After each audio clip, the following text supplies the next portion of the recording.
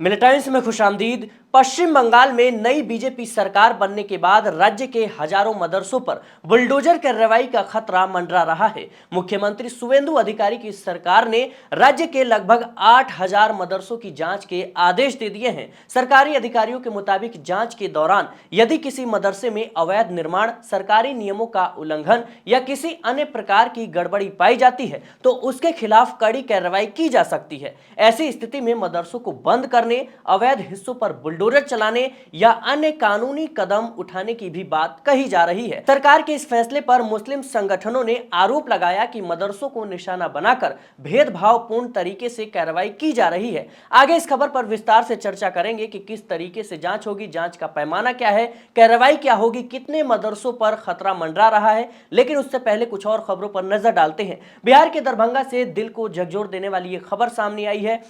यहां एक मदरसे से भागे 4 नाबालिग बच्चों के पैरों में लोहे की जंजीरें और ताले लगे हुए मिले। इन बच्चों ने मौलाना कादिर पर बंधक बनाकर रखने, प्रताड़ित करने और बेरहमी से मारपीट करने का आरोप लगाया है। बच्चों के आरोपों के बाद पुलिस ने मामले की जांच शुरू कर दी है। वहीं दूसरी ओर उत्तर प्रदेश के काशी रेलवे स्टेशन के नजदीक स्थित लगभग 1,000 साल पुरानी गंज शहीदा मस्जिद का मामला भी चर्चा में है। इस मुद्दे पर पाकिस्तान के राष्ट्रपति आसिफ अली जरदारी ने प्रतिक्रिया देते हुए कहा कि 1,000 साल पुरानी इस मस्जिद को नहीं तोड़ा जाना चाहिए और भारत में मस्जिदों के खिलाफ हो रही कार्रवाई को तुरंत रोका जाना चाहिए। पाकिस्तान की ओर से आए इस बयान पर भारत ने भी जवाब दिया। क्या जवाब दिया, ये तीनों खबरों पर विस्तार से चर्चा करते हैं। सबसे पहली खबर पश्चिम बंगाल में मदरसों को लेकर है। पश्चिम बंगाल में बीजेपी सरकार आने के बाद मदरसों पर बुलडोजर एक्शन का खतरा मंडरा रहा है। मुख्यमंत्री शुवेंदु अधिकारी की सरकार ने राज्य के लगभग 8,000 मदरसों की जांच के आदेश दे दिए हैं। सरकार का कहना है कि यह जांच नियमों के पालन और सुरक्षा से जुड़े मामलों को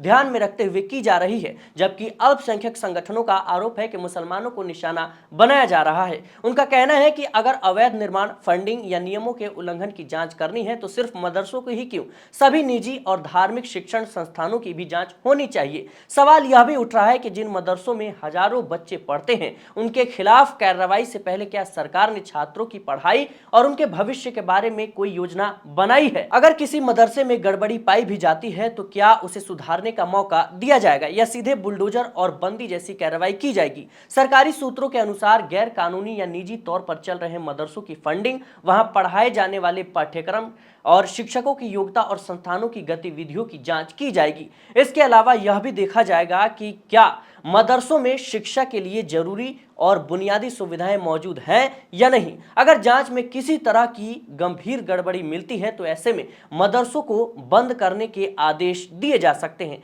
यानी सीधे तौर पर कहें कि मदरसों के खिलाफ कानूनी कार्रवाई, कड़ी कार्रवाई की जा सकती है। यदि कोई मदरसा अवैध कब्जे वाली जमीन पर बना पाया जाता है तो उसके खिलाफ बुलडोजर कार्रवाई भी हो सकती है। पश्चिम बंगाल सरकार का कहना है कि पिछली सरकारों ने मदरसों से जुड़ी पूरी जानकारी कभी व्यवस्थित तरीके से नहीं जुटाई थी। एक अधिकारी के मुताबिक यह एक संवेदनशील मामला है और जांच पूरी होने से पहले ज्यादा जानकारी सार्वजनिक नहीं की जा सकती। यानी अधिकारी ने नहीं बताया कि आखिर ये जांच क्यों की जा रही है और किस मामले को लेकर की जा रही है। हालांकि उन्होंने यह भी कहा कि अगर किसी मदरसे में विदेशी फंडिंग, गैर कानूनी गतिविधियों या अन्य गंभीर अनियमितताओं के प्रमाण मिलते हैं तो सरकार कार्रवाई करने में कोई हिचकिचाहट नहीं करेगी। बताया जा रहा है कि 5 जून को राज्य सरकार ने जिला अधिकारियों को संदिग्ध या जांच के दायरे में आने वाले मदरसों की सूची भेजी थी और 5 जुलाई तक रिपोर्ट मांगी गई है। जैसे यह रिपोर्ट सरकार को मिलेगी उसके आधार पर आगे की कार्रवाई तय की जाएगी। सूत्रों का यह भी कहना है कि मदरसों की फंडिंग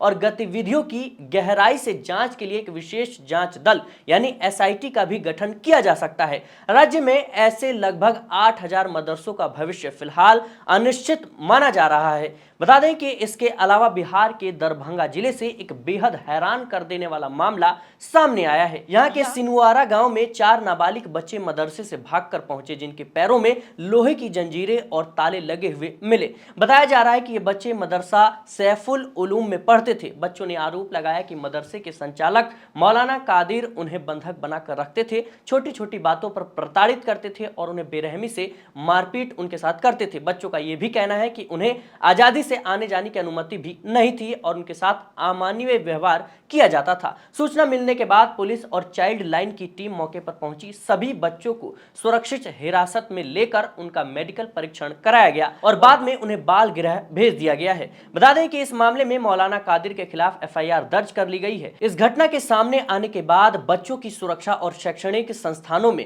उनके साथ होने वाले व्यवहार को लेकर कई गंभीर सवाल खड़े हो गए हैं। इसी बीच वाराणसी की 1000 साल पुरानी गंज शहीदा मस्जिद मामले में पाकिस्तान की भी एंट्री हो गई है। पाकिस्तानी राष्ट्रपति आसिफ अली जरदारी के ऑफिस के एक्स अकाउंट से एक ट्वीट किया गया है। इसमें लिखा गया कि लगभग 1000 साल पुरानी मस्जिद गंज शहीदा को ना तोड़ा जाए, भारत में मस्जिदों पर हो रही कार्रवाई को रोका जाए। यानी पाकिस्तान ने मांग की कि इस पुरानी मस्जिद पर बुलडोजर ना चलाया जाए। इस पोस्ट का जवाब देते हुए भारतीय विदेश मंत्रालय ने कहा कि पाकिस्तान को भारत के आंतरिक मामलों में दखल देने या टिप्पणी करने का कोई कानूनी या नैतिक अधिकार नहीं है। इसके साथ ही अंजुमन इंतजामिया मसाजिद कमेटी के ज्वाइंट सेक्रेटरी SM यासीन ने जवाब दिया। बता दें कि उन्होंने कहा कि पाकिस्तान पहले अपनी मस्जिदों की हिफाजत करे जहां हमेशा बमबारी होती है और बेगुनाह लोग मारे जाते हैं। आपको बता दें दर्शकों कि काशी रेलवे स्टेशन को मॉडल स्टेशन के रूप में विकसित करने के नाम पर रेलवे प्रशासन ने मुख्य प्रवेश द्वार के पास स्थित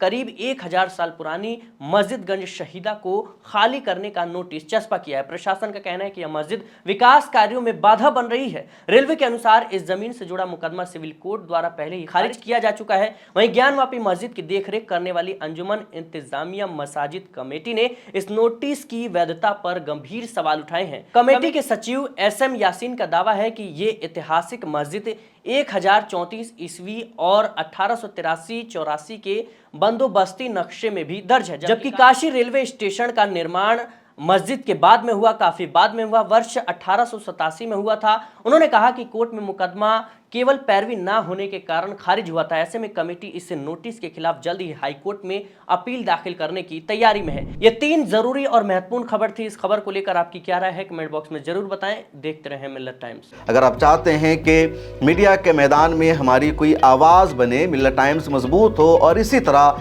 आज़ादी के साथ ये इदारा काम करता रहे, तो आपको इसकी मंथली मेंबरशिप और सब्सक्रिप्शन लेनी होगी।